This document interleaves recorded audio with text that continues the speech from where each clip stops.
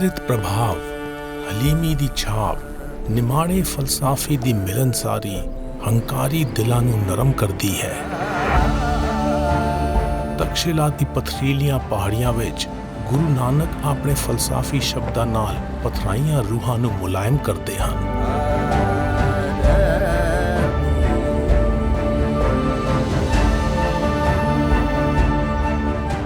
ਟਿੱਲਾ ਜੋਗੀਆਂ ਹਰ ਦੌਰ ਦੇ ਵਿੱਚ ਉਸ ਦੀ ਆਪਣੀ ਅਹਿਮੀਅਤ ਰਹੀ ਹੈ। ਬਾਬਾ ਗੁਰੂ ਨਾਨਕ ਜੀ ਉਹ ਵੀ ਇੱਥੇ ਆਏ। ਇੱਕੋ ਸਮਰੀ ਹੈ ਨਾਨਕਾ ਜੋ ਜਲ ਥਲ ਰਵੇ ਸਮਾ, ਉਸਕੋ ਕਾਹੇ ਕੋ ਪੂਜੇ ਜੋ ਜਬ में ते मर जा।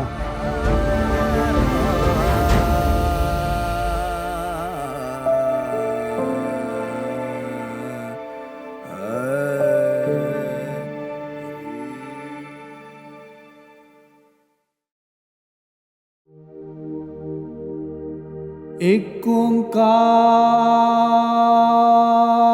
ਸਤਨਾਮ ਕਰਤਾ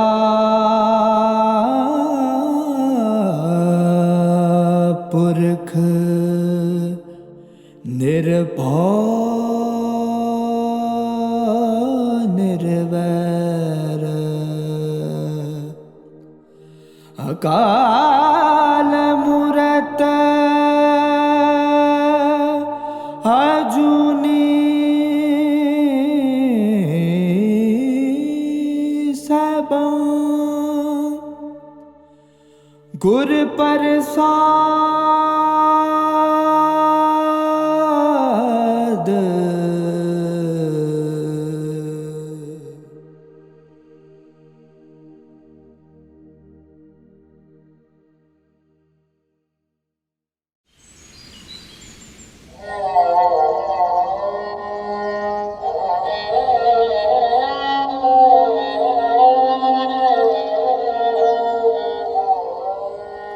अगम अगोचर अपर अपारा, पार ब्रह्म परधानो।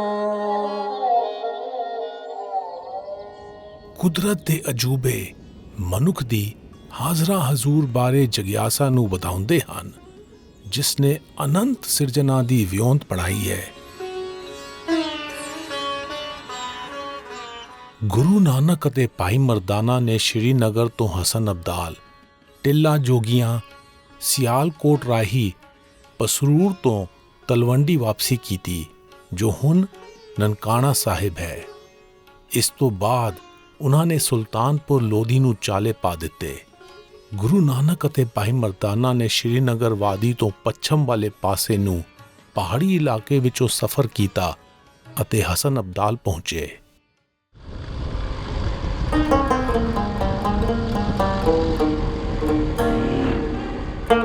ਮੌਜੂਦਾ ਦੌਰ ਵਿੱਚ ਸਫਾਰਤੀ ਨੀਤੀਆਂ ਕਾਰਨ ਕਸ਼ਮੀਰ ਵਿੱਚੋਂ ਇੰਡੀਆ ਪਾਕਿਸਤਾਨ ਦੀ ਸਰਹੱਦ ਪਾਰ ਨਹੀਂ ਕੀਤੀ ਜਾ ਸਕਦੀ। ਇਸ ਲਈ ਅਸੀਂ ਪੰਜਾਬ ਵਿੱਚ ਵਾਗਾ ਗਏ ਅਤੇ ਉੱਥੋਂ ਪਾਕਿਸਤਾਨ ਪਹੁੰਚ ਕੇ ਹਸਨ ਅਬਦਾਲ ਤੋਂ ਗੁਰੂ ਨਾਨਕ ਦੇ ਪਦ ਚਿੰਨ੍ਹਾਂ ਉੱਤੇ ਆਪਣਾ ਸਫ਼ਰ ਅੱਗੇ ਤੋਰ ਰਹੇ ਹਾਂ।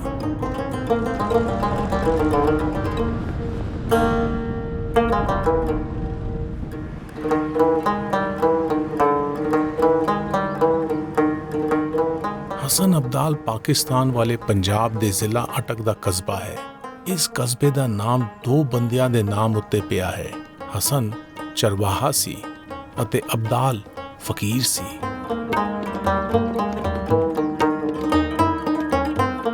ਕਿਹਾ ਜਾਂਦਾ ਹੈ ਕਿ ਚਰਵਾਹਾ ਨੇ ਫਕੀਰ ਨੂੰ ਗਾਂ ਦਾ ਦੁੱਧ ਪੇਸ਼ ਕੀਤਾ ਅਤੇ ਸ਼ੁਕਰਾਨੇ ਵਜੋਂ ਉਸ ਫਕੀਰ ਨੇ ਲਾਗੇ ਦੇ ਪਹਾੜ ਤੋਂ ਪਾਣੀ ਦਾ ਝਰਨਾ ਖੋਲ੍ਹ ਦਿੱਤਾ ਤਾਂ ਜੋ ਪਾਣੀ ਦੀ ਕਿੱਲਤ ਵਾਲੇ ਸ਼ਹਿਰ ਦੀ ਮਦਦ ਹੋ ਸਕੇ। ਦਿਲਚਸਪ ਗੱਲ ਇਹ ਹੈ ਕਿ 7ਵੀਂ ਸਦੀ ਦੇ ਚੀਨੀ ਯਾਤਰੀ ਹਿਊਨ ਸਿਆਂਗ ਨੇ ਲਿਖਿਆ ਹੈ ਕਿ ਇਹ ਝਰਨਾ ਇਲਾਪਾਤਰਾ ਰਾਜੇ ਦੇ ਦੌਰ ਤੋਂ ਹੈ।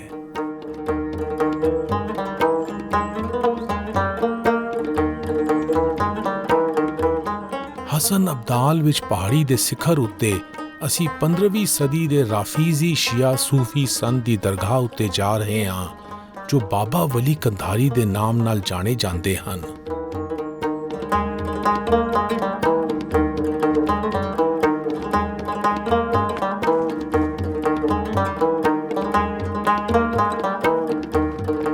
Wali Kandhari was a ਬਾਬਾ ਵਲੀ ਕੰਧਾਰੀ ਅਫਗਾਨਿਸਤਾਨ ਦੇ ਕੰਧਾਰ ਦੇ ਫਕੀਰ ਸਨ ਜੋ ਹਸਨ ਅਬਦਾਲ ਵਿੱਚ ਆ ਵਸੇ ਸਨ ਅਤੇ ਪਹਾੜੀ ਦੇ ਸਿਖਰ ਉੱਤੇ ਕਿਆਮ ਕੀਤਾ ਸੀ ਜਿੱਥੇ ਪਾਣੀ ਦਾ ਝਰਨਾ ਸੀ। ਇਹ ਦਰਗਾਹ ਉਹਨਾਂ ਦੀ ਯਾਦ ਵਿੱਚ ਬਣੀ ਹੈ। ਦੱਸਿਆ ਜਾਂਦਾ ਹੈ ਕਿ ਪਹਾੜੀ ਦੇ ਸਿਖਰ ਵਾਲਾ ਝਰਨਾ ਸ਼ਹਿਰ ਲਈ ਨਿਰਮਲ ਪਾਣੀ ਦਾ ਇੱਕੋ ਇੱਕ ਸਰੋਤ ਸੀ। ਬਾਬਾ ਵਲੀ ਕੰਧਾਰੀ ਪਹਾੜ ਦੇ ਸਿਖਰ ਉੱਤੇ ਰਹਿੰਦੇ ਸਨ। ਉਹ ਪਾਣੀ ਭਰਨ ਆਏ ਲੋਕਾਂ ਨੂੰ ਤਬਲੀਗ ਕਰਦੇ ਸਨ।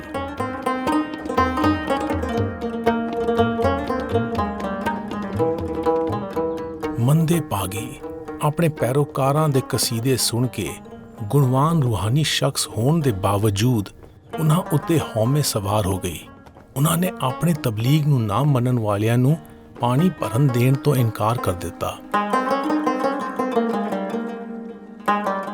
ਕਿਹਾ ਜਾਂਦਾ ਹੈ ਕਿ ਜਦੋਂ ਗੁਰੂ ਨਾਨਕ ਅਤੇ ਭਾਈ ਮਰਦਾਨਾ ਹਸਨ ਅਬਦਾਲ ਪਹੁੰਚੇ ਤਾਂ ਉਹਨਾਂ ਨੂੰ ਪਿਆਸ ਬੁਝਾਉਣ ਲਈ ਪਾਣੀ ਨਾ ਮਿਲਿਆ। ਜਦੋਂ ਬਾਬਾ ਵਲੀ ਕੰਧਾਰੀ ਉੱਤੇ ਭਾਈ ਮਰਦਾਨਾ ਦੀਆਂ ਪਾਣੀ ਦੇਣ ਦੀਆਂ ਬੇਨਤੀਆਂ ਦਾ ਕੋਈ ਅਸਰ ਨਾ ਹੋਇਆ ਤਾਂ ਗੁਰੂ ਨਾਨਕ ਨੇ ਇੱਕ ਪੱਥਰ ਪਾਸੇ ਹਟਾਇਆ ਜਿਸ ਦੇ ਹੇਠੋਂ ਪਾਣੀ ਦਾ ਸੋਮਾ ਨਿਕਲ ਆਇਆ। ਇਸ ਨਾਲ ਬਾਬਾ ਵਲੀ ਕੰਧਾਰੀ ਗੁੱਸੇ ਵਿੱਚ ਤਪ ਉੱਠੇ। ਗੈਰ ਮਹਿਫੂਜ਼ੀਅਤ ਦੇ ਅਹਿਸਾਸ ਅਤੇ ਆਪਣੀ ਭਰੋਸੇਯੋਗਤਾ ਨੂੰ ਖੋਰਾ ਲੱਗਣ ਦੇ ਡਰ ਕਾਰਨ ਉਹਨਾਂ ਨੇ ਪਹਾੜ ਤੋਂ ਇੱਕ ਵੱਡਾ ਪੱਥਰ ਹੇਠਾਂ ਰੋੜ ਦਿੱਤਾ ਜਿਸ ਨੂੰ ਗੁਰੂ ਨਾਨਕ ਨੇ ਆਪਣਾ ਹੱਥ ਉੱਤਾਂ ਚੁੱਕ ਕੇ ਰੋਕ ਦਿੱਤਾ।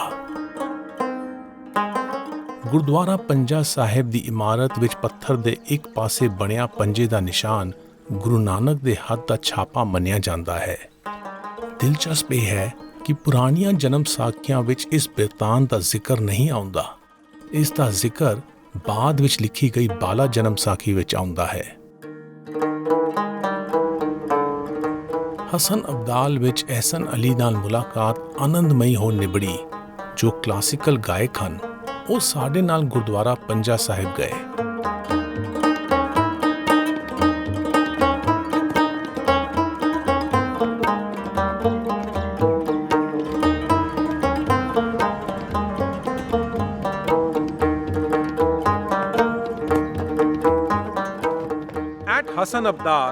ਹਸਨ ਅਬਦਾਲ ਵਿੱਚ ਗੁਰਦੁਆਰਾ ਪੰਜਾ ਸਾਹਿਬ ਗੁਰੂ ਨਾਨਕ ਅਤੇ ਭਾਈ ਮਰਦਾਨਾ ਦੇ ਇੱਥੇ ਆਉਣ ਅਤੇ ਉਹਨਾਂ ਦੇ ਬਾਬਾ ਵਲੀ ਕੰਧਾਰੀ ਨਾਲ ਸੰਵਾਦ ਦੀ ਯਾਦ ਵਿੱਚ ਬਣਾਇਆ ਗਿਆ ਸੀ। ਇਹ ਗੁਰਦੁਆਰਾ 1821 ਵਿੱਚ ਹਰੀ ਸਿੰਘ ਨਲਵਾ ਨੇ ਬਣਵਾਇਆ ਸੀ ਜੋ ਮਹਾਰਾਜਾ ਰਣਜੀਤ ਸਿੰਘ ਦੇ ਨਾਮੀ ਜਰਨੈਲ ਸਨ। ਮੁਕਾਮੀ ਸਿੱਖ ਸੰਗਤ ਨੇ 1920 ਦੇ ਦੌਰ ਵਿੱਚ ਇਸ ਗੁਰਦੁਆਰੇ ਦੀ ਇਮਾਰਤ ਦਾ ਵਧਾਰਾ ਕੀਤਾ। ਇੱਕ ਸਕੂਲ ਬਣਾਇਆ ਗਿਆ ਅਤੇ ਬਾਹਰਲੇ ਪਾਸੇ ਦੁਕਾਨਾਂ ਬਣਾਈਆਂ ਗਈਆਂ।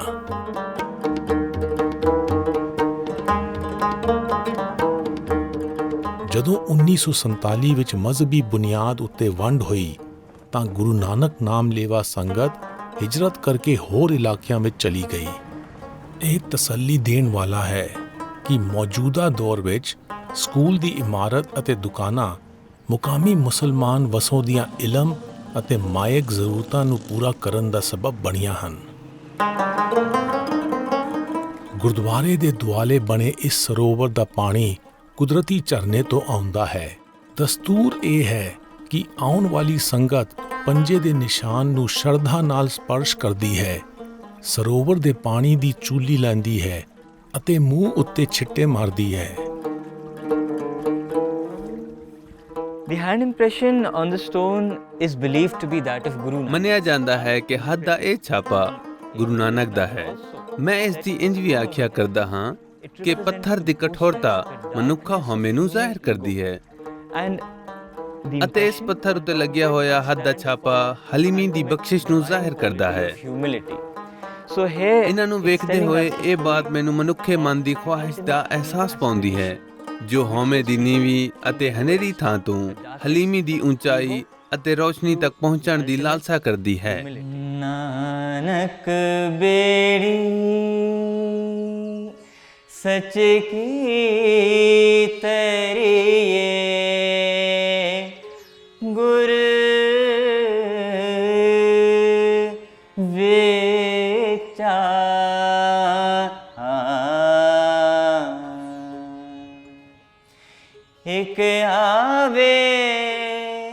हिक जावे पूर परे अहंकार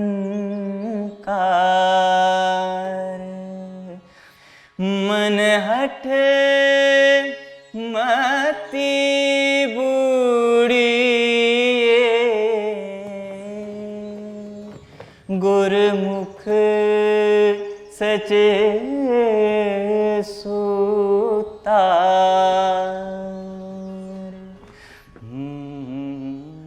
ਗੁਰੂ ਨਾਨਕ ਦੇ ਇਸ ਸ਼ਬਦ ਅਤੇ ਪੱਥਰ ਉੱਤੇ ਲਗੇ ਪੰਜੇ ਦੇ ਨਿਸ਼ਾਨ ਦੀ ਕਹਾਣੀ ਦੇ ਹਵਾਲੇ ਨਾਲ ਐਸਨ ਦੀ ਸਮਝ ਇਹ ਦ੍ਰਿੜ ਕਰਵਾਉਂਦੀ ਹੈ ਕਿ ਜੇ ਕੋਈ ਰੂਹਾਨੀ ਸ਼ਬਦਾਂ ਦੀ ਡੂੰਘਾਈ ਨੂੰ ਸਮਝਣ ਦਾ ਉਪਰਾਲਾ ਕਰਦਾ ਹੈ ਤਾਂ ਫਲਸਫੇ ਦਾ ਸੱਚਾ ਅਸਲਾ ਉਘੜ ਕੇ ਸਾਹਮਣੇ ਆ ਜਾਂਦਾ ਹੈ।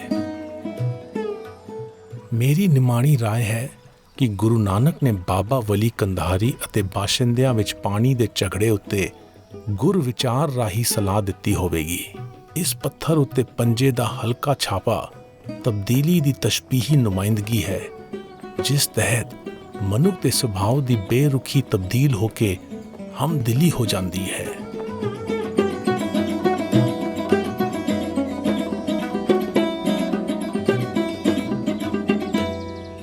ਗੁਰੂ ਨਾਨਕ ਅਤੇ ਭਾਈ ਮਰਦਾਨਾ ਨੇ ਹਸਨ ਅਬਦਾਲ ਤੋਂ ਜੇਹਲਮ ਜ਼ਿਲ੍ਹੇ ਵਿੱਚ ਟਿੱਲਾ ਜੋਗੀਆਂ ਦਾ ਸਫ਼ਰ ਕੀਤਾ।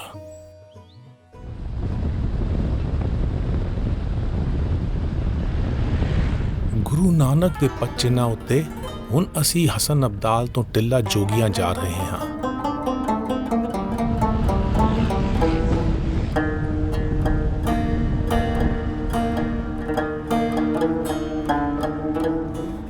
ਗੁਰੂ ਨਾਨਕ ਦੇ ਮਾਣ ਸਤਕਾਰ ਵਿੱਚ ਜੇਹਲਮ ਜ਼ਿਲ੍ਹੇ ਦੇ ਜਗੀਰਦਾਰ ਜਨਾਬ ਤਾਲਿਬ ਆਪਣੀ ਗੱਡੀ ਵਿੱਚ ਸਾਨੂੰ ਟਿੱਲਾ ਜੋਗੀਆਂ ਲੈ ਕੇ ਗਏ, ਜਿੱਥੇ ਕੱਚੇ ਪਹਾੜੀ ਰਾਹਾਂ ਰਾਹੀਂ ਹੀ ਪਹੁੰਚਿਆ ਜਾ ਸਕਦਾ ਹੈ। Talib, thank you very much for taking your Talib, ਤੁਹਾਡਾ ਸਾਨੂੰ ਇੱਥੇ ਟਿੱਲਾ ਜੋਗੀਆਂ ਤੱਕ ਲਿਆਉਣ ਲਈ ਸ਼ੁਕਰੀਆ। ਇਹ ਸਾਡੇ ਲਈ ਬਹੁਤ ਮਾਇਨੇ ਰੱਖਦਾ ਹੈ। ਸਾਨੂੰ ਉੱਥੇ ਜਾਣ ਲਈ ਕਿੰਨਾ ਕੁ ਸਮਾਂ ਲੱਗਣ ਵਾਲਾ ਹੈ? ਇਹ ਸਫ਼ਰ ਤਾਂ ਜ਼ਿਆਦਾ ਲੰਬਾ ਨਹੀਂ, ਇਹ ਤਕਰੀਬਨ 20 ਤੋਂ 25 ਕਿਲੋਮੀਟਰ ਦਾ ਸਫ਼ਰ ਹੈ। ਇਹ ਰਾਹ ਬਹੁਤ ਉੱਬੜ ਖਾਬੜ ਹੈ, ਇਲਾਕਾ ਚਿੱਕੜ ਵਾਲਾ ਅਤੇ ਪਥਰੀਲਾ ਹੈ। ਸਾਨੂੰ ਸਿਖਰ ਉੱਤੇ ਜਾਣ ਲਈ 3.5-4 ਘੰਟੇ ਲੱਗਣਗੇ।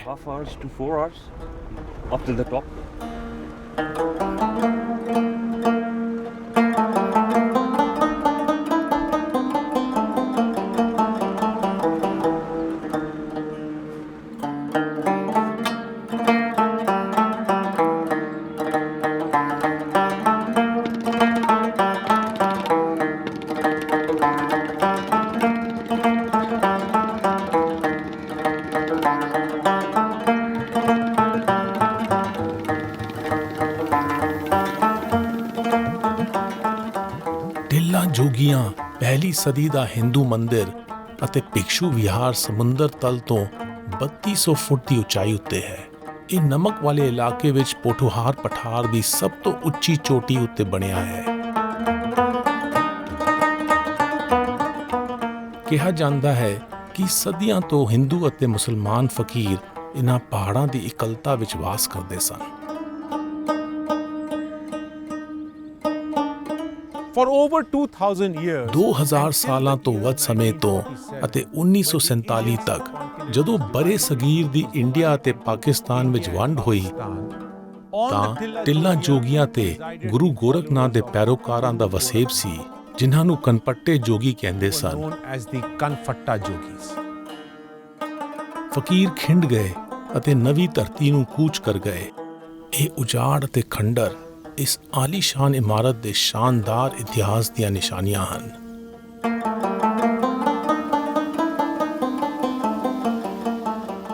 ਕੰਨੀ ਮੁੰਦਰਾ ਪਾ ਕੇ, ਮੱਥੇ ਤਿਲਕ ਲਗਾ ਕੇ, ਮੈਂ ਜਾਣਾ ਜੋਗੀ ਦੇ ਨਾਲ। ਟਿੱਲਾ ਜੋਗੀਆਂ ਦਾ ਜ਼ਿਕਰ ਪੰਜਾਬੀ ਸੂਫੀ ਸ਼ਾਇਰੀ ਵਿੱਚ ਆਉਂਦਾ ਹੈ। ਜਦੋਂ ਰਾਂਝੇ ਨੂੰ ਆਪਣੀ ਮਹਿਬੂਬ ਹੀਰ ਨਾ ਮਿਲੀ ਤਾਂ ਉਸ ਨੂੰ ਟਿੱਲੇ ਉੱਤੇ ਵਸਦੇ ਕਨਫੱਟੇ ਜੋਗੀਆਂ ਦੀ ਢੋਈ ਮਿਲੀ ਅਤੇ ਉਸਨੇ ਟਿੱਲੇ ਉੱਤੇ ਜਾ ਕੇ ਕੰਨ ਪੜਵਾ ਲਏ। with the Kanfatta yogis who resided on this mount. ਮੰਦੇ ਪਾਗੀ ਹੀਰ ਰਾਂਝਾ ਦੀ ਲੋਕ ਕਥਾ ਨੂੰ ਗਲਤ ਸਮਝਿਆ ਗਿਆ ਹੈ। ਕਿਉਂਕਿ ਇਸ ਨੂੰ ਨਾ ਮਨਜ਼ੂਰ ਪਿਆਰ ਦੀ ਦਰਦਨਾਕ ਕਹਾਣੀ ਮੰਨ ਲਿਆ ਗਿਆ ਹੈ। ਜਦੋਂ ਇਸ ਦੀਆਂ ਤਸ਼ਬੀਹੀ ਰਮਜ਼ਾਂ ਫਰੋਲੀਆਂ ਜਾਂਦੀਆਂ ਹਨ ਤਾਂ ਇਸ ਵਿੱਚੋਂ ਸਮਾਜਿਕ ਨਿਯਮਾਂ ਦੀ ਬੁਨਿਆਦ ਹਿਲਾਉਣ ਵਾਲੀ ਸੋਚ ਉਜਾਗਰ ਹੁੰਦੀ ਹੈ।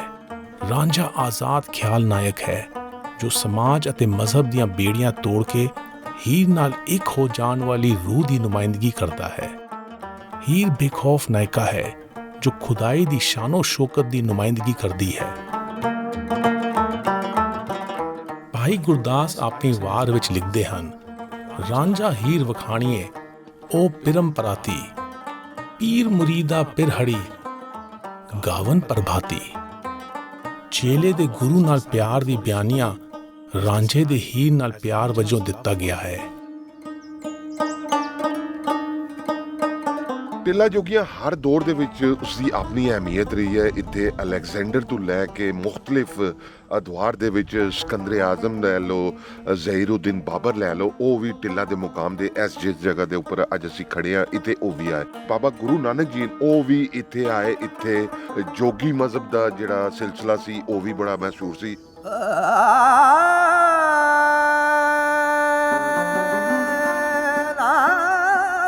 ਪਹਾੜ ਦੀ ਇਸ ਚੋਟੀ ਉੱਤੇ ਤੀਰਥ ਯਾਤਰੀਆਂ ਅਤੇ ਅਦਬੀ ਲੋਕਾਂ ਦਾ ਆਉਣ ਜਾਣ ਆਮ ਸੀ, ਜਿਸ ਕਾਰਨ ਸੰਗਤ ਨਾਲ ਗੋਸ਼ਟ ਕਰਨ ਗੁਰੂ ਨਾਨਕ ਟਿੱਲਾ ਜੋਗੀਆਂ ਆਏ ਸਨ। When Guru Nanak and Bhai Mardana ਜਦੋਂ ਗੁਰੂ ਨਾਨਕ ਅਤੇ ਭਾਈ ਮਰਦਾਨਾ ਟਿੱਲਾ ਜੋਗੀਆਂ ਪਹੁੰਚੇ ਤਾਂ ਉਹਨਾਂ ਦਾ ਸਵਾਗਤ ਬਾਬਾ ਬਾਲਨਾਥ ਨੇ ਕੀਤਾ। ਬਾਬਾ ਬਾਲਨਾਥ ਨੇ ਗੁਰੂ ਨਾਨਕ ਨੂੰ ਪੁੱਛਿਆ ਕਿ ਉਹਨਾਂ ਦਾ ਗੁਰੂ ਕੌਣ ਹੈ ਅਤੇ ਉਹਨਾਂ ਦਾ ਰਾਹ ਕਿਹੜਾ ਹੈ। ਗੁਰੂ ਨਾਨਕ ਨੇ ਜਵਾਬ ਦਿੱਤਾ, ਸਿੱਧ ਸਾਧਿਕ ਜੋਗੀ ਅਰ ਜੰਗਮ ਏਕ ਸਿੱਧ ਜਿਨੀ ਧਿਆਇਆ। ਗੁਰੂ ਨਾਨਕ ਨੇ ਸੰਗਤ ਨਾਲ ਗੋਸ਼ਟ ਦੌਰਾਨ ਰੂਹਾਨੀ ਅਗਵਾਈ ਦੀ ਅਹਿਮੀਅਤ ਉੱਤੇ ਜ਼ੋਰ ਦਿੱਤਾ, ਜੋ ਆਤਮ ਪੜਚੋਲ, ਵਿਵੇਕ ਦੇ ਅਹਿਸਾਸ ਜਾਂ ਕਿਸੇ ਗੁਰੂ ਰਾਹੀਂ ਮਿਲ ਸਕਦੀ ਹੈ। ਉਹਨਾਂ ਨੇ ਜ਼ੋਰ ਦਿੱਤਾ ਕਿ ਰੂਹਾਨੀ ਇਲਮ ਗ੍ਰਹਿਸਥ ਜੀਵਨ ਜਿਉਂਦੇ ਹੋਏ ਵੀ ਹਾਸਲ ਕੀਤਾ ਜਾ ਸਕਦਾ ਹੈ। ਇਹ ਸਿਰਫ ਆਪਣੇ ਆਪ ਨੂੰ ਇਕੱਲਤਾ ਵਿੱਚ ਰੱਖ ਕੇ ਹੀ ਹਾਸਲ ਨਹੀਂ ਹੁੰਦਾ। ਹਮ ਡੋਲਤ ਬੇੜੀ ਪਾਪ ਭਰੀ ਹੈ, ਪਵਨ ਲਗੈ ਮਤ ਜਾਈ।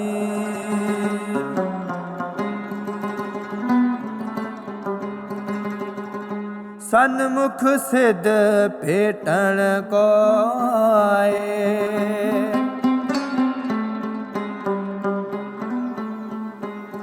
ਨੇਹ ਚੌਦਹ ਵਡਿਆਈ।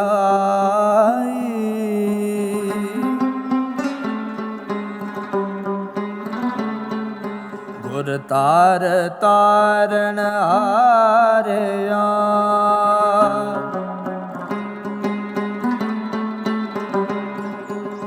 ਦੇਹ ਭਗਤ ਪੁਰਨ ਵਿਨਾਸੀ।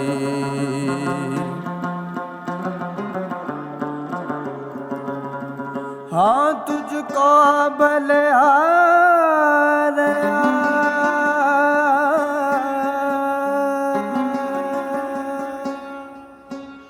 ਭਾਈ ਕਾਹਨ ਸਿੰਘ ਨਾਭਾ ਨੇ ਗੁਰਸ਼ਬਦ ਰਤਨਾਕਰ ਵਿੱਚ ਲਿਖਿਆ ਹੈ ਕਿ ਗੁਰੂ ਨਾਨਕ ਦੇ ਆਦਰ ਮਾਣ ਵਿੱਚ ਜੋਗੀਆਂ ਨੇ ਟਿੱਲਾ ਜੋਗੀਆਂ ਵਿੱਚ ਉਹਨਾਂ ਦੇ ਆਉਣ ਦੀ ਯਾਦਗਾਰ ਬਣਾਈ ਸੀ। ਉਸ ਜ਼ਮਾਨੇ 'ਚ ਮਲੰਗ ਜੋਗੀ ਇਸ ਟਿੱਲੇ ਤੇ ਇਕੱਠੇ ਰਹਿੰਦੇ ਸੀ। ਅੱਲਾ ਦੀ ਨਜ਼ਰ ਵਿੱਚ ਸਾਰੇ ਇੱਕੋ ਹੀ ਨੇ।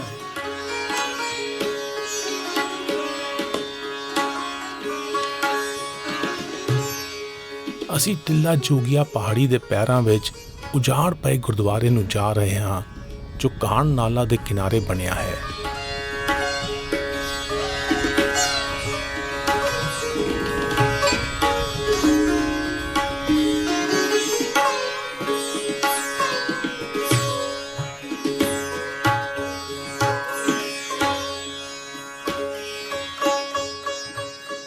After having interacted with the Jogis, ਜੋਗੀਆਂ ਨਾਲ ਟਿੱਲਾ ਜੋਗੀਆਂ ਵਿੱਚ ਗੋਸ਼ਟ ਕਰਨ ਤੋਂ ਬਾਅਦ ਅੱਗੇ ਚਾਲੇ ਪਾਉਣ ਤੋਂ ਪਹਿਲਾਂ ਗੁਰੂ ਨਾਨਕ ਅਤੇ ਭਾਈ ਮਰਦਾਨਾ ਨੇ ਇਸ ਸਥਾਨ ਉੱਤੇ ਆਰਾਮ ਕੀਤਾ, ਜਿੱਥੇ ਪਾਣੀ ਦਾ ਕੁਦਰਤੀ ਝਰਨਾ ਵਗਦਾ ਸੀ।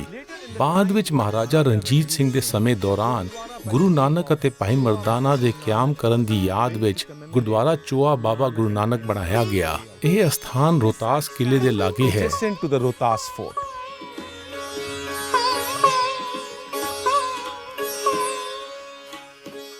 ਸਨ 1947 ਦੀ ਵੰਡ ਤੋਂ ਪਹਿਲਾਂ ਇਸ ਗੁਰਦੁਆਰੇ ਵਿੱਚ ਵਿਸਾਖੀ ਦੇ ਮੌਕੇ ਸਾਲਾਨਾ ਸੰਗਤ ਜੁੜਦੀ ਸੀ ਅਤੇ ਫਸਲ ਦਾ ਪੰਜਾਬੀ ਤਿਉਹਾਰ ਮਨਾਉਂਦੀ ਸੀ।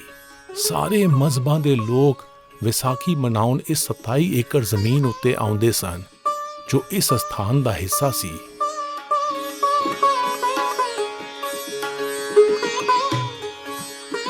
ਸਨ 1947 ਤੋਂ ਬਾਅਦ ਇਹ ਸਥਾਨ ਉਜਾੜ ਹੋ ਗਿਆ ਅਤੇ ਕਈ ਸਾਲਾਂ ਤੱਕ ਇੱਥੇ ਕੋਈ ਯਾਤਰੀ ਨਹੀਂ ਆਇਆ।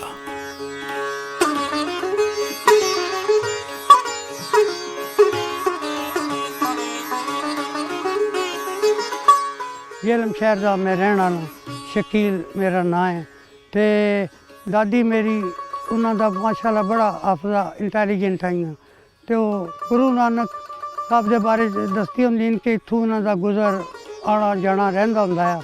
ਕਦੇ ਵੱਡੇ ਵਡੇਰੇ ਕੋਲ ਸੁਣਿਆ ਨਹੀਂ ਤੇ ਫਿਰ ਉਹ ਸ਼ੇਰ ਸੀਨਾ ਬਸੀਨਾ ਚਲਾ ਆ ਰਿਹਾ ਜਿਹੜਾ ਮੈਂ ਵੀ ਸੁਣਾਨਾ। ਇੱਕੋ ਸਮਰੀ ਹੈ ਨਾਨਕਾ ਜੋ ਜਲ ਥਲ ਰਵੇ ਸਮਾ, ਉਸਕੋ ਕਾਹੇ ਕੋ ਪੂਜੇ ਜੋ ਜੰਮੇ ਤੇ ਮਰ ਜਾ। ਸੋ ਅੱਗੇ ਵੀ ਤਸਕੀਨ ਵਾਸਤੇ ਇੱਕ ਜਦੋਂ ਸੁਣਾਈਦਾ ਤੇ ਰੂਹ ਤਾਜ਼ੀ ਰਹਿੰਦੀ।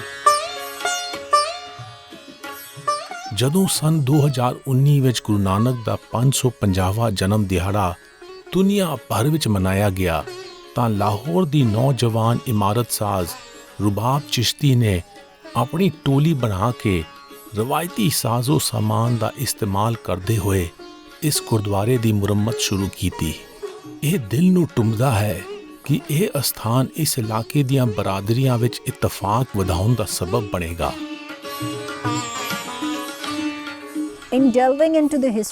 ਇਸ ਗੁਰਦੁਆਰੇ ਦੀ ਤਾਰੀਖ ਅਤੇ ਬਾਬਾ ਨਾਨਕ ਬਾਰੇ ਸੋਚਦੇ ਹੋਏ ਮੈਂ ਬਾਬਾ ਨਾਨਕ ਅਤੇ ਬਾਬਾ ਫਰੀਦ ਦੇ ਪੁਰਖਲੂਸ ਰਿਸ਼ਤੇ ਦੀਆਂ ਤਹਿਾਂ ਫਰੋਲਣ ਲੱਗੀ। ਇਸ ਪ੍ਰੋਜੈਕਟ ਦਾ ਪੂਰਾ ਸਫ਼ਰ ਸਾਡੇ ਲਈ ਰਹਿਮਤ ਸੀ। ਮੈਨੂੰ ਗੁਰੂ ਨਾਨਕ ਦਾ ਕਲਾਮ ਯਾਦ ਆਇਆ ਹੈ, ਸਾਚ ਹਿਰਦੈ ਸਚ ਪ੍ਰੇਮ ਨਿਵਾਸ, ਪ੍ਰਣਵਤ ਨਾਨਕ ਹਮ ਤਾਂ ਕੇ ਦਾਸ। ਬਾਬਾ ਨਾਨਕ ਕਹਿੰਦੇ ਹਨ ਕਿ ਜਿਨ੍ਹਾਂ ਦੇ ਦਿਲ ਵਿੱਚ ਸੱਚ ਅਤੇ ਸੱਚੀ ਮੁਹੱਬਤ ਹੈ, ਮੈਂ ਉਹਨਾਂ ਦਾ ਸੇਵਾਦਾਰ ਹਾਂ।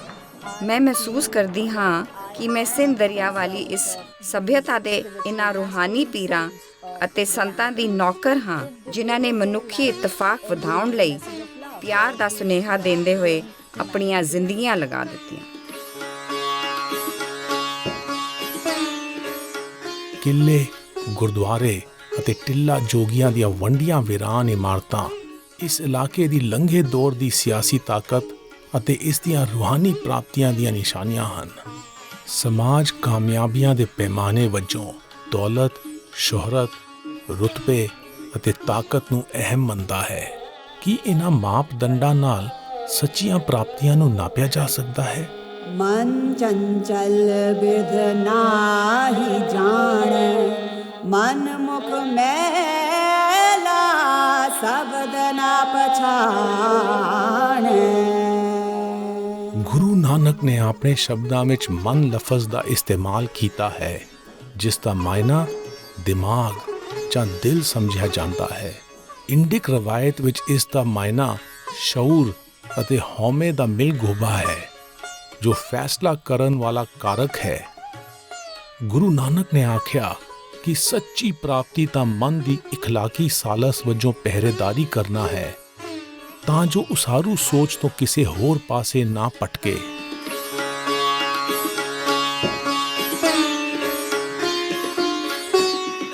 ਗੁਰੂ ਨਾਨਕ ਅਤੇ ਭਾਈ ਮਰਦਾਨਾ ਨੇ ਟਿੱਲਾ ਜੋਗੀਆਂ ਤੋਂ ਪੂਰਬੀ ਪਾਸੇ ਨੂੰ ਸਿਆਲਕੋਟ ਦਾ ਸਫ਼ਰ ਕੀਤਾ।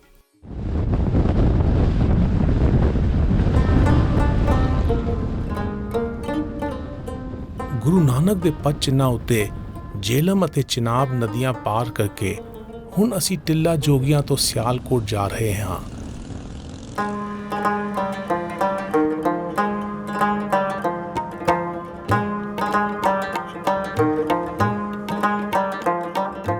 ਸਿਆਲਕੋਟ ਪਾਕਿਸਤਾਨ ਦਾ ਸਨਅਤ ਅਤੇ ਸੌਦਾਗਰੀ ਦਾ ਮਰਕਜ਼ ਹੈ। ਇਹ ਵਨ ਸਮੰਨੇ ਹੁਕਮਰਾਨ ਅਤੇ ਮਜ਼ਹਬਾਂ ਦਾ ਗਵਾਹ ਰਿਹਾ ਹੈ। ਸਿਆਲਕੋਟ ਦਾ ਜ਼ਿਕਰ ਮਦਰਾ ਸਲਤਨਤ ਦੀ ਰਾਜਧਾਨੀ ਵਜੋਂ ਆਉਂਦਾ ਹੈ, ਜਿਸ ਦੀ ਬੁਨਿਆਦ ਬਾਦਸ਼ਾਹ ਸਲਿਆ ਨੇ ਰੱਖੀ ਸੀ, ਜੋ ਕੌਰਵਾਂ ਦੀ ਫੌਜ ਦਾ ਜਰਨੈਲ ਸੀ। ਮਹਾਭਾਰਤ ਦੇ ਮਹਾਕਾਵ ਵਿੱਚ ਕੌਰਵ 100 ਭਰਾ ਸਨ। ਮਿਸਲ ਖਾਨਿਆਂ ਵਿੱਚ ਪਏ ਦਸਤਾਵੇਜ਼ ਦਰਸਾਉਂਦੇ ਹਨ ਕਿ ਜਦੋਂ ਮਹਾਨ ਸਿਕੰਦਰ ਨੇ ਦੂਜੀ ਸਦੀ ਈਸਾ ਪੂਰਵ ਵਿੱਚ ਸਿੰਧੂ ਵਾਲੇ ਇਲਾਕੇ ਉੱਤੇ ਹਮਲਾ ਕੀਤਾ ਤਾਂ ਸਿਆਲਕੋਟ ਦੀ ਪਛਾਣ ਸਗਲਾ ਵਜੋਂ ਸੀ। ਅਸੀਂ ਸਿਆਲਕੋਟ ਵਿੱਚ ਗੁਰਦੁਆਰਾ ਬਾਬੇ ਦੀ ਬੇਰ ਜਾ ਰਹੇ ਹਾਂ।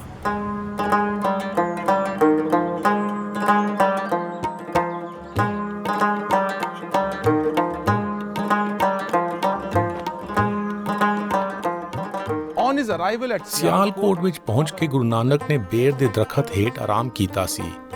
ਇਸ ਸਥਾਨ ਉੱਤੇ ਗੁਰੂ ਨਾਨਕ ਦੇ ਆਉਣ ਦੀ ਯਾਦ ਵਿੱਚ ਗੁਰਦੁਆਰਾ ਬਾਬੇ ਦੀ ਬੇਰ ਬਣਾਇਆ ਗਿਆ ਸੀ।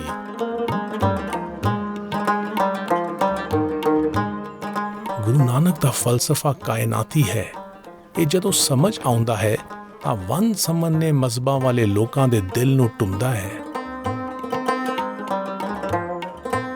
ਇਹ ਤਖਤੀ ਗਵਾਹੀ ਭਰਦੀ ਹੈ ਕਿ ਦਾਤਾ ਰਾਮ ਨਾਮ ਦੇ ਹਿੰਦੂ ਨੇ ਇਸ ਸਥਾਨ ਦੀ ਸੇਵਾ ਵਿੱਚ ਖੁੱਲ੍ਹ ਦਿਲੀ ਨਾਲ ਹਿੱਸਾ ਪਾਇਆ। ਇਸ ਉਜਾੜ ਸਰੋਵਰ ਦੀਆਂ ਕੰਧਾਂ ਉੱਤੇ ਗੁਰੂ ਨਾਨਕ ਦਾ ਵਹਿਦਤ ਦਾ ਸੁਨੇਹਾ ਇੱਕ ਓਂਕਾਰ ਲਿਖਿਆ ਹੈ। ਇਹ ਸਰੋਵਰ ਕਦੇ ਗੁਰਦੁਆਰਾ ਬਾਬੇ ਦੀ ਬੇਰ ਦੀ ਇਮਾਰਤ ਦੀ ਹਦੂਦ ਵਿੱਚ ਸੀ।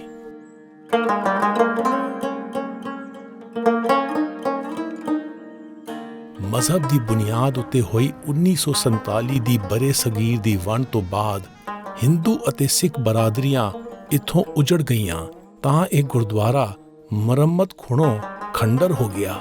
ਇਸ ਤੋਂ ਬਾਅਦ ਅੱਲਾ ਮੁਹੰਮਦ ਨਾਮ ਦੇ ਮੁਹਾਜਿਰ ਨੇ ਗੁਰਦੁਆਰੇ ਦੀ ਹਦੂਦ ਵਿੱਚ ਪਨਾਹ ਲਈ। ਉਹ ਰੂਹਾਨੀ ਝੁਕਾਅ ਵਾਲੇ ਮਨੁੱਖ ਸਨ ਅਤੇ ਸਮੇਂ ਨਾਲ ਉਹਨਾਂ ਦੀ ਚੋਖੀ ਮਾਨਤਾ ਹੋ ਗਈ। ਉਹਨਾਂ ਦੇ ਚਲਾਣੇ ਤੋਂ ਬਾਅਦ ਉਹਨਾਂ ਦੇ ਸ਼ਰਧਾਲੂਆਂ ਨੇ ਉਹਨਾਂ ਨੂੰ ਗੁਰਦੁਆਰੇ ਦੀ ਹਦੂਦ ਵਿੱਚ ਦਫਨਾ ਦਿੱਤਾ।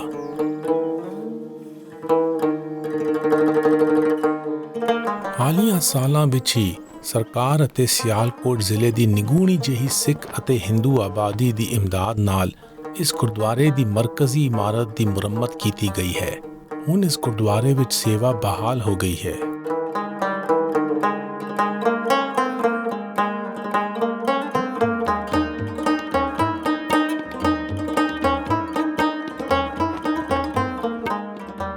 ਗੁਰਦੁਆਰਾ ਬਾਬੇ ਦੀ ਬੇਰ ਦੇ ਸੇਵਾਦਾਰ ਆਕਾਸ਼ ਸਿੰਘ ਸਾਨੂੰ ਲਾਗੇ ਦੇ ਕਬਰਸਤਾਨ ਲੈ ਕੇ ਗਏ, ਜੋ ਪੀਰ ਹਮਜ਼ਾ ਗੌਸ ਦੀ ਯਾਦਗਾਰ ਦੀ ਹਦੂਦ ਵਿੱਚ ਪੈਂਦਾ ਹੈ।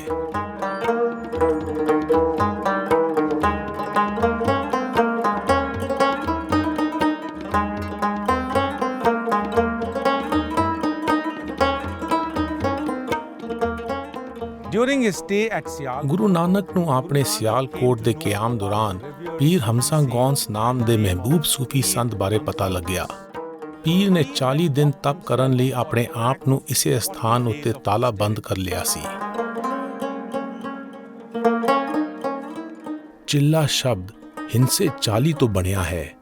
ਇਹ ਮੰਨਿਆ ਜਾਂਦਾ ਹੈ ਕਿ ਆਦਤ ਨੂੰ ਤੋੜਨ ਲਈ 20 ਦਿਨ ਲੱਗਦੇ ਹਨ ਅਤੇ 20 ਦਿਨ ਹੀ ਨਵੀਂ ਆਦਤ ਪਾਉਣ ਲਈ ਲੱਗਦੇ ਹਨ।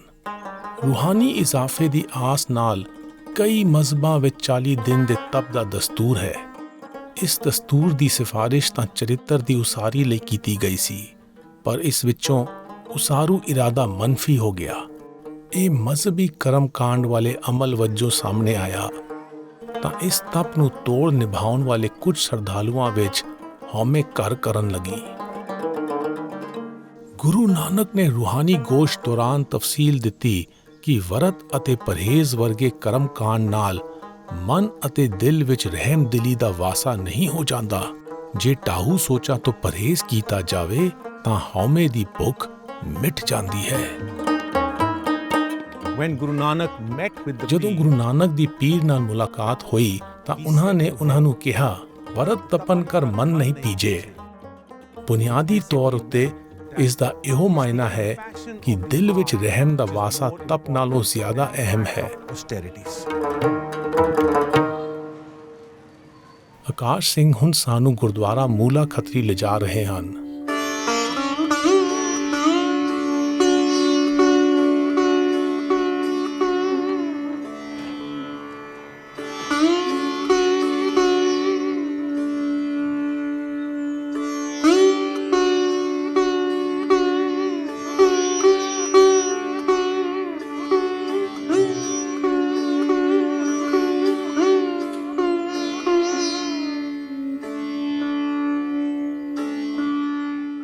Nanak and Bhai Mardana beautifully Guru worked Nanak as a ਅਤੇ team. ਭਾਈ ਮਰਦਾਨਾ ਨੇ ਟੋਲੀ ਵਜੋਂ ਲੋਕਾਂ ਨੂੰ ਡੂੰਘਾ ਸੁਨੇਹਾ ਪਹੁੰਚਾਉਣ ਦਾ ਕਾਰਜ ਬਹੁਤ ਖੂਬਸੂਰਤੀ ਨਾਲ ਕੀਤਾ। ਸਿਆਲਕੋਟ ਵਿੱਚ ਗੁਰੂ ਨਾਨਕ ਨੇ ਭਾਈ ਮਰਦਾਨਾ ਨੂੰ 2 ਪੈਸੇ ਦਿੱਤੇ ਅਤੇ ਉਹਨਾਂ ਨੂੰ ਸੱਚ ਅਤੇ ਝੂਠ ਖਰੀਦ ਕੇ ਲਿਆਉਣ ਲਈ ਕਿਹਾ। And falsehood. As Bhai Mardana went ਭਾਈ ਮਰਦਾਨਾ ਸਾਰੇ ਬਾਜ਼ਾਰ ਵਿੱਚ ਗਏ ਤਾਂ ਹਰ ਕੋਈ ਬੌਂਦਲ ਗਿਆ। ਜਦੋਂ ਉਹ ਮੂਲਾ ਖੱਤਰੀ ਦੀ ਦੁਕਾਨ ਉੱਤੇ ਗਏ ਤਾਂ ਮੂਲਾ ਖੱਤਰੀ ਨੇ ਕਾਗਜ਼ ਉੱਤੇ ਲਿਖ ਦਿੱਤਾ, ਮੌਤ ਸੱਚ ਹੈ, ਜ਼ਿੰਦਗੀ ਝੂਠ ਹੈ।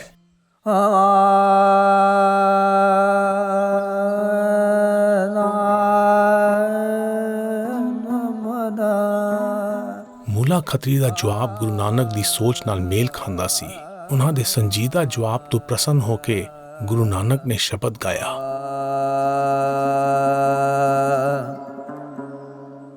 ਜੋ ਆਇਆ ਤਿਉਂ ਜਾਵੇ ਬੋਰੇ, ਜੋ ਜਨਮੇ ਤਿਉਂ ਮਰਨ ਭਇਆ,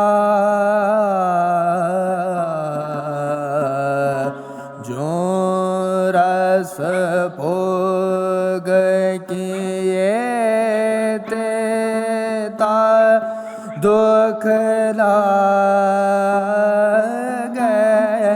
ਨਾਮ ਵਿਸਾਰ ਪਵ ਜਲ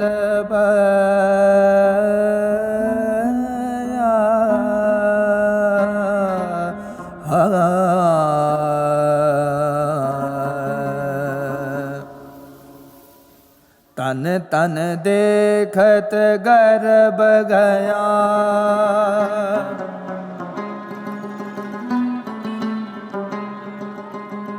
ਕਨਕ ਕਾਮਨੀ ਸਿਉ ਹੇਤ ਵਧਾਏ ਕੀ,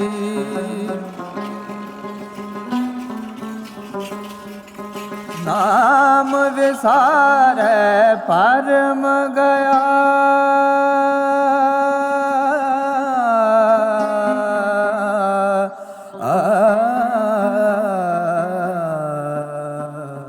ਮੂਲਾ ਖੱਤਰੀ ਨੇ ਵੀ ਗੁਰੂ ਨਾਨਕ ਅਤੇ ਭਾਈ ਮਰਦਾਨਾ ਦੀ ਮਹਿਮਾਨ ਨਿਵਾਜ਼ੀ ਕੀਤੀ।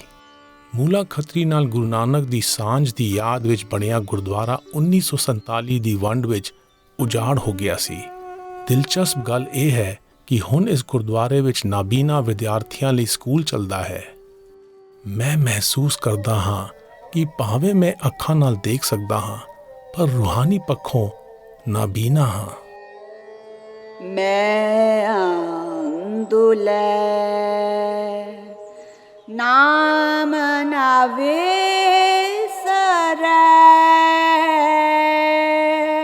ਟੇਕ ਟਿਕੀ ਕਰ ਜਾਓ। ਸਫ਼ਰ ਮਨੁੱਖੀ ਦੀ ਤਰੱਕੀ ਦਾ ਬਿਹਤਰੀਨ ਜ਼ਰੀਆ ਹੈ, ਬਸ਼ਰਤੇ ਸੰਗੀਆਂ ਦਾ ਝੁਕਾਓ ਰੂਹਾਨੀ ਹੋਵੇ। ਮੂਲਾ ਖੱਤਰੀ ਨੇ ਕੁਝ ਦਿਨ ਸਿਆਲਕੋਟ ਤੋਂ ਅੱਗੇ ਦੇ ਸਫ਼ਰ ਵਿੱਚ ਗੁਰੂ ਨਾਨਕ ਅਤੇ ਭਾਈ ਮਰਦਾਨਾ ਦਾ ਸੰਗ ਕੀਤਾ।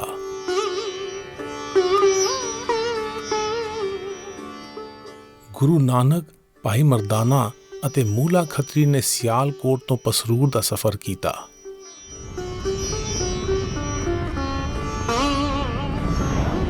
ਗੁਰੂ ਨਾਨਕ ਦੇ ਪਦ ਚਿੰਨ੍ਹਾਂ ਉੱਤੇ ਹੁਣ ਅਸੀਂ ਸਿਆਲਕੋਟ ਤੋਂ ਪਸਰੂਰ ਜਾ ਰਹੇ ਹਾਂ, ਜੋ ਸਿਆਲਕੋਟ ਜ਼ਿਲ੍ਹੇ ਵਿੱਚ ਹੈ। ਪਸਰੂਰ ਵਿੱਚ ਅਸੀਂ ਗੁਰੂ ਨਾਨਕ ਅਤੇ ਫਕੀਰ ਮੀਆਂ ਮਿੱਠਾ ਦੀ ਮੁਲਾਕਾਤ ਦੀ ਯਾਦ ਵਿੱਚ ਬਣੇ ਅਸਥਾਨ ਉੱਤੇ ਜਾ ਰਹੇ ਹਾਂ।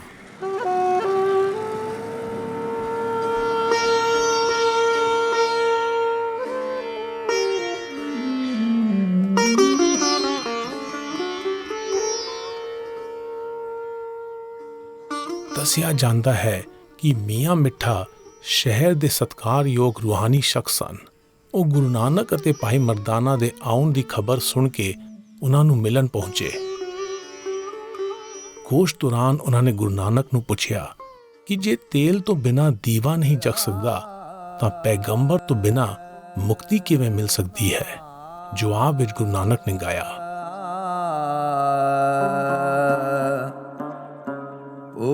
पोथी पुराण कमाए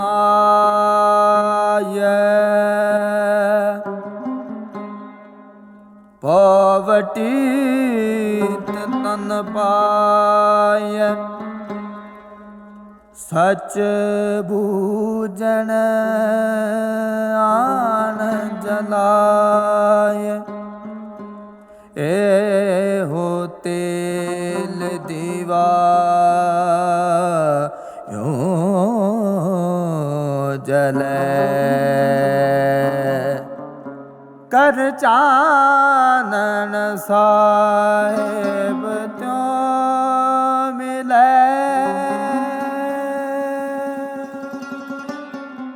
ਗੁਰੂ ਨਾਨਕ ਦਾ ਯਕੀਨ ਸੀ ਕਿ ਸੱਚੇ ਕਰਮ ਹਾਜ਼ਰਾ ਹਜ਼ੂਰ ਦੀ ਅਕੀਦਤ ਵਿੱਚ ਕੀਤੇ ਅਮਲ ਹਨ। ਉਹਨਾਂ ਨੇ ਆਪਣੇ ਸ਼ਬਦ ਵਿੱਚ ਕਿਹਾ ਹੈ ਕਿ ਗ੍ਰੰਥ ਪੜ੍ਹਨਾ ਸਹਾਈ ਹੁੰਦਾ ਹੈ ਅਤੇ ਰੂਹਾਨੀ ਰਹਿਬਰ ਫਾਇਦੇਮੰਦ ਹੈ, ਪਰ ਸਭ ਤੋਂ ਅਹਿਮ ਚੰਗੇ ਵਿਹਾਰ ਵਾਲੇ ਗੁਣ ਹਨ ਜੋ ਦੀਵੇ ਸਮਾਨ ਹਨ, ਜਿਨ੍ਹਾਂ ਦੀ ਰੋਸ਼ਨੀ ਮਨੁੱਖ ਦੀ ਆਪਣੀ ਅਤੇ ਦੂਜਿਆਂ ਦੀ ਰੂਹ ਰੋਸ਼ਨ ਕਰਦੀ ਹੈ।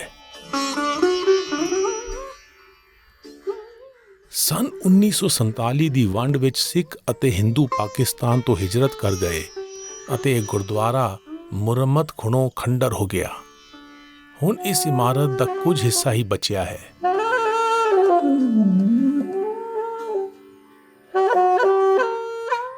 ਆਲਮੀ ਭਾਈਚਾਰਾ ਸਾਰੇ ਮਜ਼ਹਬੀ ਫਲਸਫਿਆਂ ਦਾ ਬੁਨਿਆਦੀ ਖਾਸਾ ਹੈ, ਪਰ ਇਤਿਹਾਸ ਵਿੱਚ ਦਰਜ ਹੈ ਕਿ ਸਿਆਸੀ ਲਾਲਸਾਵਾਂ ਨੇ ਮਜ਼ਹਬਾਂ ਦੇ ਨਾਮ ਉੱਤੇ ਹੀ ਵੰਡੀਆਂ ਪਾਈਆਂ ਹਨ।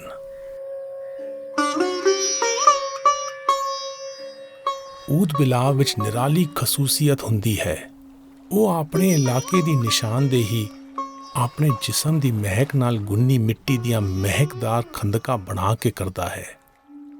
ਮਨੁੱਖ ਅੰਦਰ ਵੀ ਖੁਦਾਈ ਵਿਵੇਕ ਦੀ ਮਹਿਕ ਨਿਹਿਤ ਹੈ, ਪਰ ਊਦ ਬਿਲਾਵ ਵਾਂਗ ਮਨੁੱਖ ਆਪਣੀਆਂ ਵੰਡੀਆਂ ਦੀ ਨਿਸ਼ਾਨਦੇਹੀ ਪਛਾਣ ਦੀਆਂ ਹੱਦਾਂ ਉਸਾਰ ਕੇ ਕਰਦੇ ਹਨ। ਗੁਰੂ ਨਾਨਕ ਨੇ ਆਖਿਆ ਕਿ ਆਤਮ ਪਰਚੋਲ ਦੀ ਰਹਿਮਤ ਨਾਲ ਹਉਮੈ ਦੀਆਂ ਖੰਦਕਾਂ ਟਹਿ ਜਾਂਦੀਆਂ ਹਨ ਅਤੇ ਇਤਫਾਕ ਦੀ ਸਦੀਵੀ ਮਹਿਕ ਭਰ ਜਾਂਦੀ ਹੈ। ਕਰ ਕਿਰਪਾ ਕਰ ਮੈਲ ਦਿਖਾਇਆ ਨਾਨਕ ਹਉਮੈ ਮਾਰ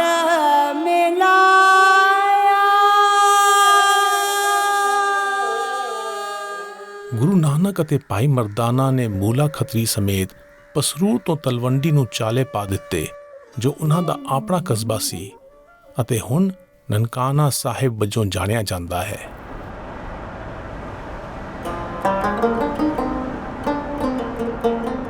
ਗੁਰੂ ਨਾਨਕ ਦੇ ਪਦ ਚਿੰਨ੍ਹਾਂ ਉੱਤੇ ਹੁਣ ਅਸੀਂ ਪਸਰੂਰ ਤੋਂ ਨਨਕਾਣਾ ਸਾਹਿਬ ਜਾ ਰਹੇ ਹਾਂ।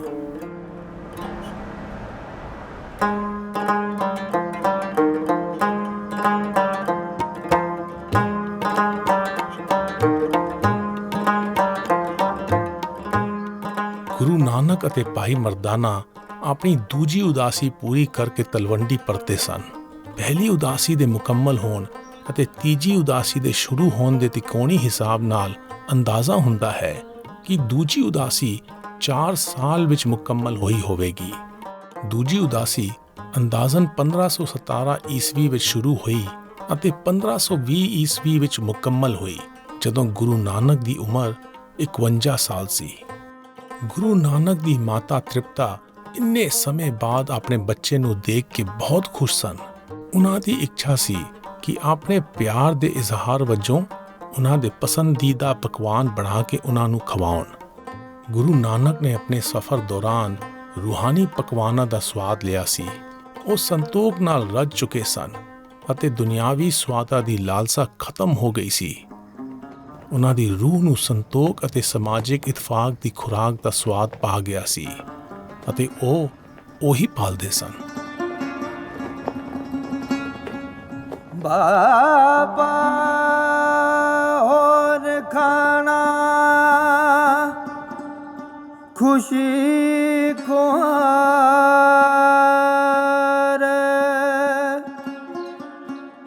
ਜਿਤ ਖਾਦਾ ਤਨ ਪੀੜੀਐ मन में चले विकार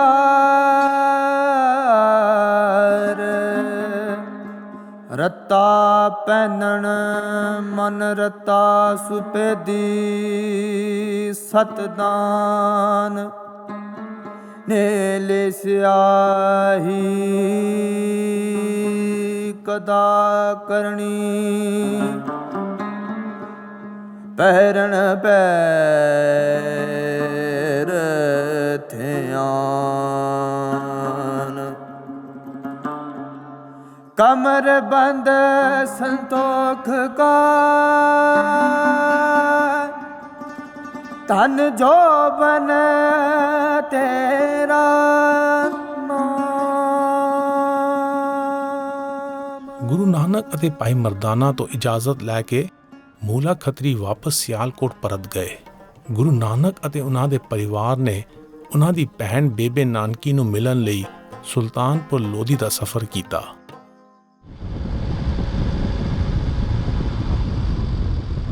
ਅਸੀਂ ਵਾਹਗਾ ਨਾਕੇ ਤੋਂ ਇੰਡੀਆ ਜਾ ਰਹੇ ਹਾਂ ਅਤੇ ਸੁਲਤਾਨਪੁਰ ਲੋਧੀ ਤੋਂ ਗੁਰੂ ਨਾਨਕ ਦੇ ਪਦ ਚਿੰਨ੍ਹਾਂ ਉੱਤੇ ਆਪਣਾ ਸਫ਼ਰ ਅੱਗੇ ਤੋਰਾਂਗੇ।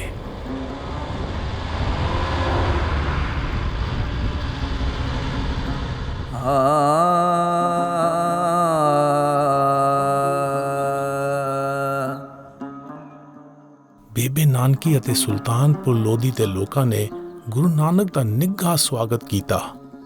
ਜਦੋਂ ਉਹਨਾਂ ਦੇ ਆਉਣ ਦੀ ਖਬਰ ਗਵਰਨਰ ਦੌਲਤ ਖਾਨ ਲੋਧੀ ਕੋਲ ਪਹੁੰਚੀ ਤਾਂ ਉਹ ਆਪ ਗੁਰੂ ਨਾਨਕ ਨੂੰ ਸਤਿਕਾਰ ਦੇਣ ਆਏ। ਉਹਨਾਂ ਨੇ ਗੁਰੂ ਨਾਨਕ ਤੋਂ ਸਫ਼ਰ ਦੇ ਤਜਰਬੇ ਅਤੇ ਵਸੇਬ ਦੇ ਮਨਸੂਬਿਆਂ ਬਾਰੇ ਪੁੱਛਿਆ। ਜਵਾਬ ਵਿੱਚ ਗੁਰੂ ਨਾਨਕ ਨੇ ਗਾਇਆ, ਮੁਕਾਮ ਕਰ ਘਰ ਬੈਸਣਾ ਨਿਤ ਚਲਣੇ ਕੀ ਤੋਖ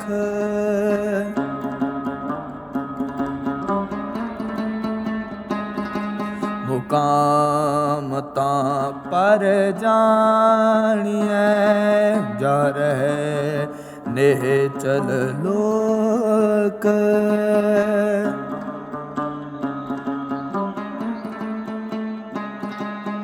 दुनिया कैस मुकाम में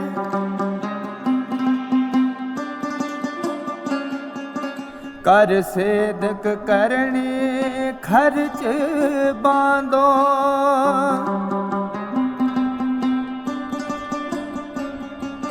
लाग रहो नामे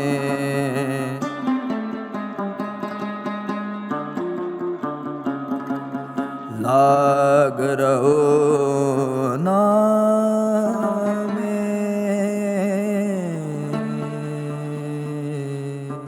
ਘਰ ਉਹ ਬੁਨਿਆਦੀ ਢਾਂਚਾ ਹੈ ਜਿਸ ਨਾਲ ਬਾਸ਼ਿੰਦੇ ਨੂੰ ਇਤਮੀਨਾਨ ਅਤੇ ਮਹਿਫੂਜ਼ੀਅਤ ਦਾ ਅਹਿਸਾਸ ਹੁੰਦਾ ਹੈ। ਗੁਰੂ ਨਾਨਕ ਨੇ ਆਪਣਾ ਰੂਹਾਨੀ ਢਾਂਚਾ ਸਿਰਜ ਲਿਆ ਸੀ ਜਿਸ ਵਿੱਚ ਉਹਨਾਂ ਨੇ ਸਮੂਚੀ ਸ੍ਰਿਸ਼ਟੀ ਨੂੰ ਘਰ ਵਜੋਂ ਇੱਕ ਪਰਿਵਾਰ ਬਣਾ ਲਿਆ ਸੀ। ਉਹ ਹਰ ਉਸ ਥਾਂ ਵਸਦੇ ਸਨ ਜਿੱਥੇ ਪਿਆਰ ਦਾ ਵਾਸਾ ਸੀ। ਸੁਲਤਾਨਪੁਰ ਲੋਧੀ ਵਿੱਚ ਪਰਿਵਾਰ ਨਾਲ ਸਮਾਂ ਗੁਜ਼ਾਰਨ ਤੋਂ ਬਾਅਦ ਗੁਰੂ ਨਾਨਕ ਨੇ ਅਗਲੀ ਉਦਾਸੀ ਉੱਤੇ ਜਾਣ ਦਾ ਫੈਸਲਾ ਕਰ ਲਿਆ ਜਿਸ ਤਹਿਤ ਮੁਸਲਮਾਨਾਂ ਦੇ ਜੁੜ ਬੈਠਣ ਵਾਲੇ ਅਸਥਾਨ ਦਾ ਸਫ਼ਰ ਕਰਨਾ ਸੀ। ਭਾਈ ਮਰਦਾਨਾ ਨੇ ਗੁਰੂ ਨਾਨਕ ਨਾਲ ਪੱਛਮ ਵਾਲੇ ਪਾਸੇ ਜਾਣ ਦੀ ਹਾਮੀ ਭਰ ਦਿੱਤੀ। ਗੁਰੂ ਨਾਨਕ ਦੇ ਪਦ ਚਿੰਨ੍ਹਾਂ ਉੱਤੇ ਸਫ਼ਰ ਕਰਨ ਵਾਲੇ ਮੁਸਾਫਰ ਵਜੋਂ ਮੇਰੇ ਉੱਤੇ ਅਨੰਤ ਮਿਹਰਬਾਨੀ ਹੋਈ ਹੈ, ਪਰ ਮੇਰਾ ਮਨ ਉਸੇ ਉੱਤੇ ਟਿਕਦਾ ਹੈ ਜੋ ਮੈਨੂੰ ਨਹੀਂ ਮਿਲਿਆ। ਮੈਂ ਕਿਵੇਂ ਇਹਨਾਂ ਨਿਆਮਤਾਂ ਨਾਲ ਤ੍ਰਿਪਤ ਹੋਵਾਂ ਅਤੇ ਹੋਰ ਲਾਲਸਾ ਨਾ ਰੱਖਾਂ। ਜੇ ਵਡ ਸਾਹਿਬ ਤੇ ਵਡ ਦਾਤੀ ਦੇ ਦੇ ਕਰੇ ਰਜਾਈ ਨਾਨਕ ਨਦਰ ਕਰੇ ਜਿਸ ਉਪਰ ਸਚ ਨਾਮ ਵਡੇ